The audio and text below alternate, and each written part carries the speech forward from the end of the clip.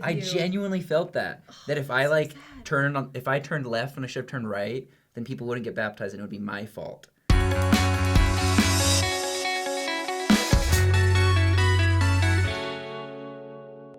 Welcome. Today we have my most favorite guest that we've ever had on. Wow. Justin.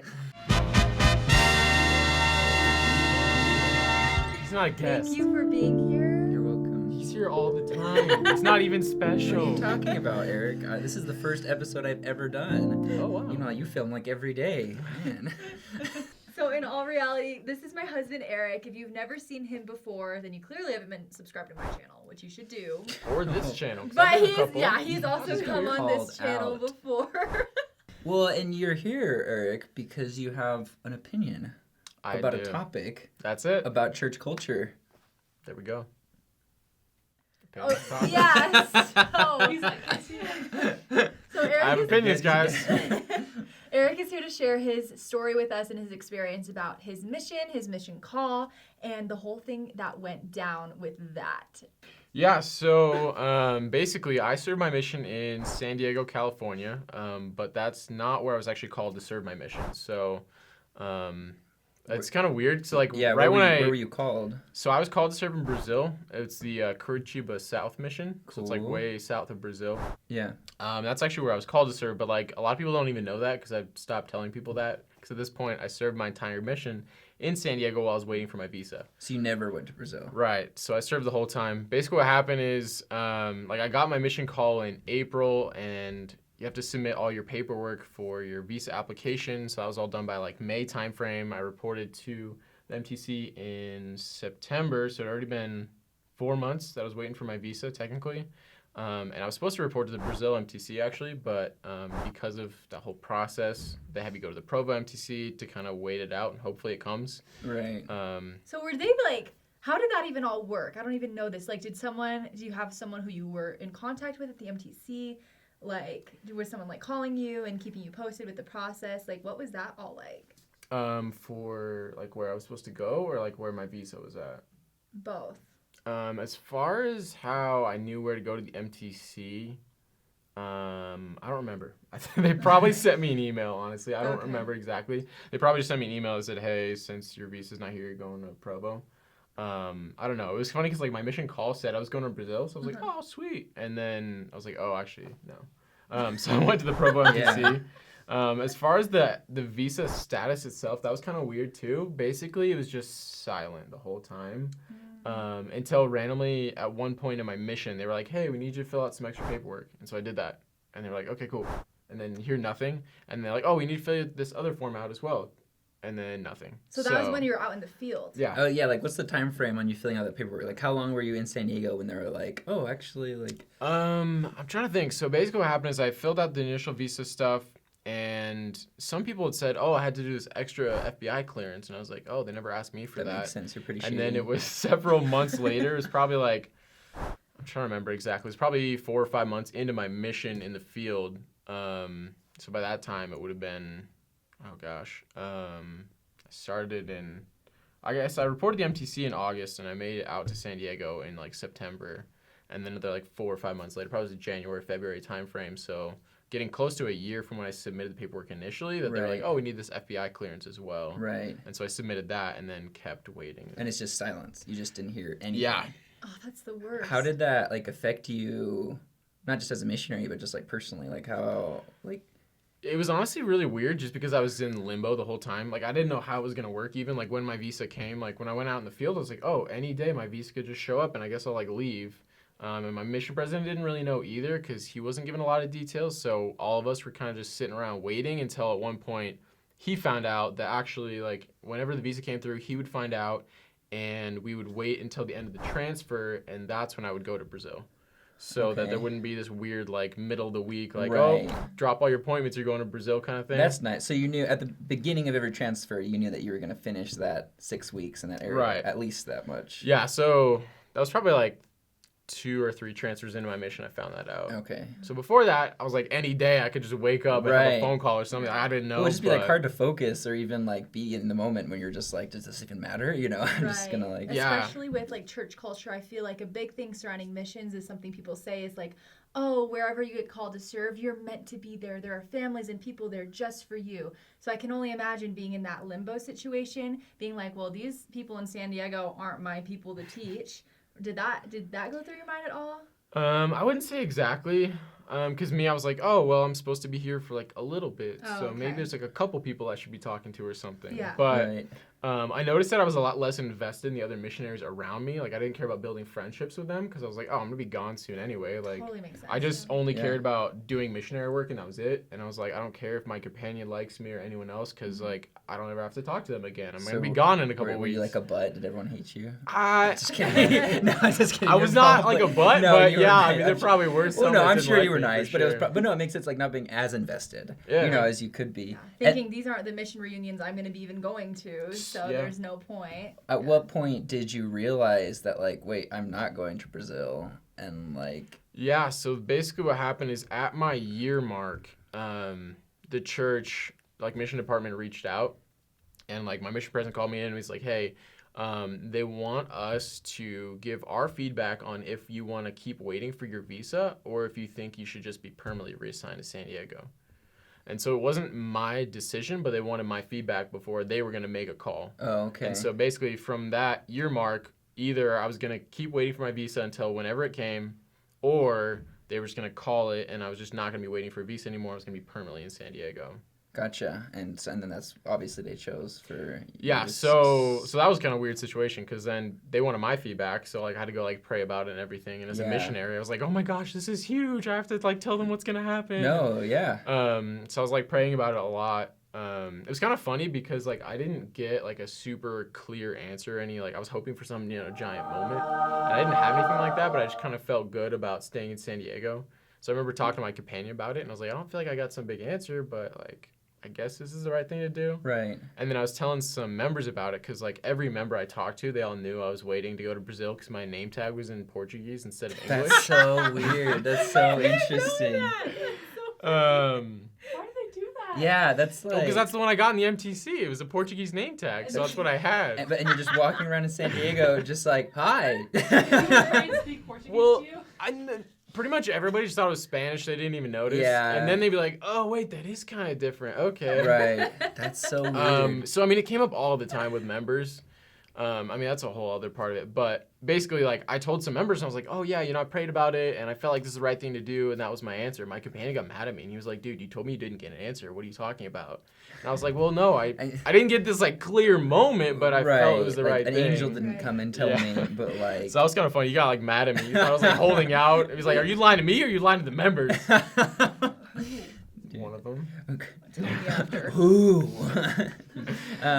So defensive. That's funny. But yeah, so Me and basically, mine. I gave them my feedback that I felt like I should just stay in San Diego, and my mission president was like, yeah, that's actually what I felt as well. So we passed that along to the mission department, and they said, yep, you're permanently reassigned. Gotcha. So from then on, I was no longer waiting for my right, visa. and then you're just. In Although San Diego. they technically couldn't cancel the application, so I got notified 14 months into my mission that my visa had come through. So they were like, by the way, just so you know, And we you're got it. like, thanks. Yeah. Which is crazy because literally at that point, if I would have gone to Brazil, it was 14 months in, I would have to wait to the end of the transfer. And then at that time, they just started sending people to the Brazil MTC for 2 weeks. So you could do like culture training because learning Portuguese in Yeah. the Provo MTC and then serving a whole year in America, you weren't ready to just go straight into Brazil. So Right. they just sent you there for like 2 weeks. So I would have had about 9 months in Brazil by the end of that.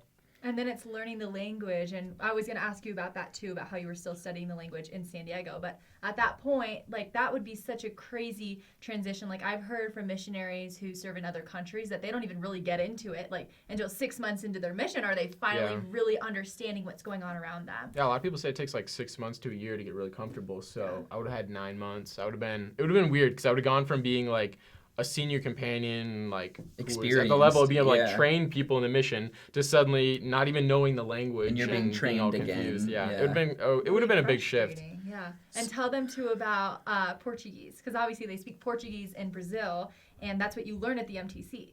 Right. Yeah. So I learned Portuguese in the MTC, and then what they told me is that if they don't have the language that you're assigned to in the mission you're temporarily at, that they just have you serve in English. So I was just English speaking.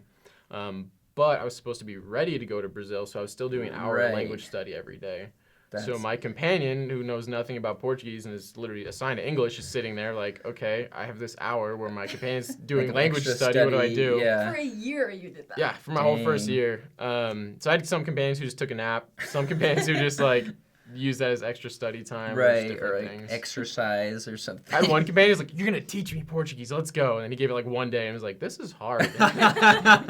You're like, right? Yeah, so basically I watched every church video we had access to with, Portuguese dub on, or I just like read the Book of Mormon a lot in Portuguese. So I like sort of know how to read in Portuguese now, and I like could like listen to a video, I guess. Right, but you never got the really skill. learned Well, yeah, it. because if you're not talking daily with people in conversations, you never really get like the conversational skills. I think. Well, it's interesting is like this. Your situation really isn't that unique, and like and that's what the important part of this video. And maybe if any of you had a similar experience or want to share or even have questions about how that's like please leave comments and stuff, because like that's probably hard. It's got to be hard. You got to feel like gypped, because like I think there's something in because of the way we've done an episode about how missionaries are called, and they're literally like they sit there and we believe that prophecy is involved, like that they're praying, that the Spirit's there, but then when something like that happens, you got to be like, well, is it really like prophecy? Like or is it just like they just need it? Like how did you? Honestly, I don't know. that was probably the worst part of it. Actually, it kind of came from members because they would see me and they'd be like, oh, wow, you're still here waiting to go to Brazil? That must suck. You must wish you were there. Like, oh, man, isn't that hard for you? And I'm like, yeah, guys, thanks. I was having a great day until now. Or like once I got reassigned, they're like, you were supposed to go to Brazil? That would have been so cool. Oh, my gosh. You're here that instead? sucks. I'm like, thanks. Thank you, darling. Thank you. Yes, very much. San Diego's great, by the way. I know. Like, it's so wonderful. beautiful. That's- Diego see, is the best. Some Yeah. people would say that, though. They'd be like, well, hey, San Diego's not a bad place That's to good. wait. And Well, I was like, because okay, I served in cool. Tijuana, so literally there was a hill in one of my areas. I was like 5 months in, and we lived on the top of a hill, and you could see San Diego. And there's just this line, and it's unnatural, of desert and death. And then literally there's just a line of green and beauty and beautiful cities and dolphins flying in the air, and you're just like, I'm so close. Did you ever go to the Border State Park? No. Or do they even have that on the Mexico side? Mm-mm. Oh, No. because on the San Probably Diego the side, green there's side. a state park on our side of the fence, and then there's like the Mexican side, and so people actually would go to the fence when there's like sporting events, and they'll sell tacos through the fence. No for cash. way. That's so, Why did we not go there? when we that's visit? so Oh. funny. I mean, there's plenty of taco shops in the San Diego side. Yeah, so I it's just the kinda same. avoided that. No, yeah, so like San Diego's gorgeous. So like, Yeah. it's not like you had a terrible mission, No, it was but cool. but the idea of being in a different culture, obviously people are gonna be like, oh, that would have been awesome. Yeah. So did you ever get mad at like the church, like that they like messed it up or whatever? I was never like mad at the church. I was definitely like confused for a while, and some people like had similar experiences and said, "Oh, you know what? You're gonna figure out someday like why this all happened, or just kind of like there's a purpose to things, and you'll figure that out." Yeah. And so I was kind of just, I guess, kind of hanging out waiting because I was like, "Oh, you know what? The prophet's not dumb. He didn't just accidentally send me here. Like, things do happen for a reason. There is inspiration there." So, I mean, I always kind of trusted in that, knew that something good come of it.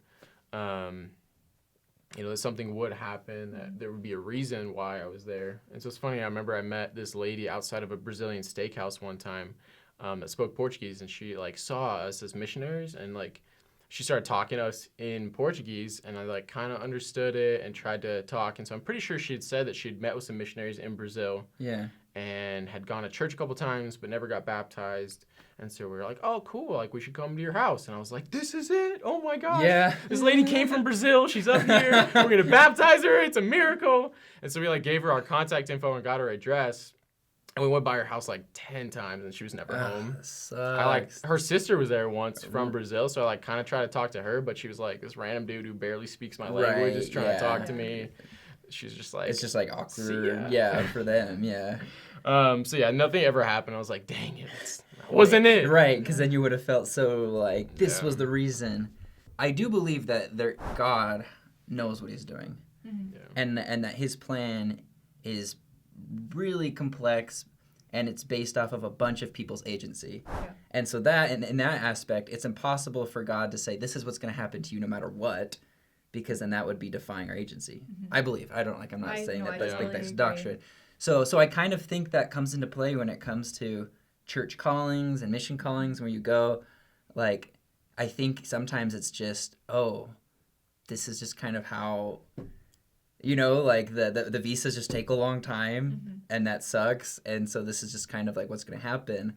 But then I wonder if God either knew that was going to happen or is like, I know that Eric or the person who got reassigned, like, is going to use their agency and serve the people there.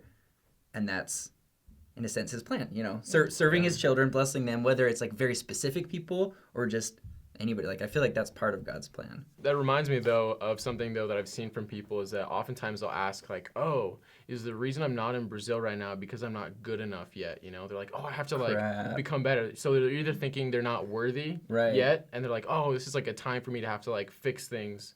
Or, like, I wasn't working hard enough here, and so I'm not there yet. So I have to, like, push myself. That would suck. So some people kind of just, like, psych themselves out like that. It's kind of toxic, to your mental health, Yeah, I think it's a really toxic part of church culture, honestly, is there is so much hype around serving your mission outside of the U.S. And I don't know why. I mean, I didn't serve a mission, it's true. but, like, I feel like you get your mission call, you're going to the UK, everyone's freaking out, whatever, you're going to get in an accent and eat pastries, whatever. But, like, if you get called to, like... You open your mission call and you're like, you're going to Nampa, Idaho, and everyone's like... Ooh. Yeah. No, like, it's true. And people feel like they're... You can see it in the recorded videos with their family. Everyone goes, ooh. My best friend, when his family... So he got called to Salt Lake City, and we were in Provo when he got his call. His family laughed at him. They just started laughing, and they're like, Salt Lake, bah! See, and that's so sad because I feel like so many people in that situation, they probably feel like it's something wrong with them or they weren't good enough or worthy enough to go serve into another country because everyone is just like so excited around it. And I understand that. Like, I mean, I think it's cool being able to serve in a different culture and be immersed in that. But like missionaries are so important. It doesn't matter where you serve. There's people around the whole world who need to hear the gospel. And I feel like that's what it comes down to. A big part of what you were saying is that people just feel like I am not good enough. If I were, I would have got called to this place or this place, when really there's no hierarchy of these are the top tier missions. Exactly. Like, that does not exist. I remember hearing that growing up, though. They're like, all the good missionaries get sent foreign, so make sure you're worthy. That's terrible. But see, that's terrible. That? Like, that really is. I've heard this several places, and and that stuff. And in the mission, and I think it was just, I've even said this, when you're a leader and you're like giving a training to the missionaries, and you're like, and remember, you were called here for a reason. There's people here that need you, and we would say that like as if it was like this was their life plan, was to be here at this moment. Right. And really, that's not true. It kind of puts stress on you too. It makes you feel like this is the whole purpose. Don't mess it up. And I fell into that trap because you just heard it so much. And we said it just to get you hyped, to get you feel like you're special. But at the end of the day, no matter where you are, the point is just doing your best. Right. Because what happens if someone in that situation was just told, you're here for a purpose, you're going to meet people that only you can teach and connect with? What happens when that missionary breaks his leg or gets sick and has to go home? It's like, can you imagine that trauma that is like on them and the pressure, and they're probably feeling like, oh my gosh, like I just ruined everything by getting sick, and they blame themselves, and really like no one shouldn't have eaten that be taco. in that situation. They warned me about the street food and I ate it. Now all these people aren't going to get baptized. The first 3 months of my mission, I was like, I'm not going to do anything wrong, because my greatest fear was getting sent home. Like you said, for that reason, because I would be messing up God's plan for me if I did anything wrong, because then that would give God the excuse to strike me with lightning, send me home, and be like, man, dude, you messed it up. Now all these people aren't going to get baptized because of you. I genuinely felt that. That if I turned left when I should have turned right, then people wouldn't get baptized and it would be my fault. Missionaries already have such a tough job. We need to stop putting pressure on them. And I know if you've said this or if you've heard this, it's not like, it's always out of good intentions. You're never trying to harm anybody, but just keep it in mind. Like, we don't want to put so much pressure on these missionaries, because agency is still a thing. Things still happen, like natural disasters, sicknesses, like these things all happen. And so I feel like missionaries shouldn't be like feel like Right. responsible Plus, for that. God's plan isn't messed up that easily, you know? One guy does one wrong thing, and it's like, oh, I didn't plan for Yeah, that! exactly. You know? But like it is interesting because there was like an experience I had in my mission where I taught this family and I genuinely felt like, oh, I was supposed to be teaching them. Yeah. And like I like knew them in the premortal existence. And I don't know if that's real or not. Like maybe that is. And I think maybe if I hadn't served there, maybe I still knew them in the premortal existence. I just would have met up with them later. You know, I don't Some know. other Yeah. person Yeah, could have taught them. exactly, You're not the like- one person that could teach Exactly. them the gospel. So like just because you have these connections or these like spiritual connections, whatever, like chill. I think that's like just chill, and like let's remember like just pay attention if you're doing those toxic things. Yeah. Try to think, be a little bit nicer to the missionaries, be nicer to yourself. just do good things and it'll work out. Right. No, like for real. Yeah, it's just, I feel like gratitude is like what it really comes down to. So as a member, just be so grateful for the missionaries. Remember how much they're sacrificing and always do what you can to help them. And I feel like just be aware of these toxic things. Let us know in the comments anything that you've heard and how you think that you can combat if you hear people say certain things. If you've heard people say this, hit the like button. And if you've never heard it, hit the like button and we'll compare the numbers. no. If you've heard it, hit a like. If you haven't heard it, hit the subscribe. No, just think Oh, both every time. Yeah, exactly. when in doubt, hit subscribe. Woo! Oh my God, to be on one of those things, remember, keep calm and subscribe. Subscribe. Remember those? Yeah, exactly.